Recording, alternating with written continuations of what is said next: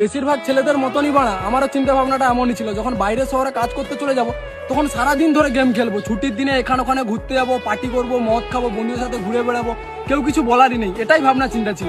ঘরটাকে তখন জেল বন্ধ মনে হচ্ছিল, কোনো কারণে ঘরটার থেকে মুক্তি পেতে চেয়েছিলাম। কিন্তু বাইরে যাওয়ার পর বেশ কিছু বছর কাটানোর পর আমি এটা বুঝতে পারলাম যে ঘরটাই আমার জন্য একটা আজাদ জায়গা ছিল, যেখানে সেখানে মন খুশি যেতে পারতাম। বাইরের যে খোলা শহরটা বন্ধ জেলের থেকে এক অংশেও কম নয়। সারা দিন কাজ করতে যাওয়া, কাজ করে এসে গান মারাতে আবার রান্না করা, আবার রান্না করার পর গেম খেলা তো দূরের কথা, আপন মানুষদের সাথে কথা বলারও টাইম থাকে না, ঘুম চলে আসে।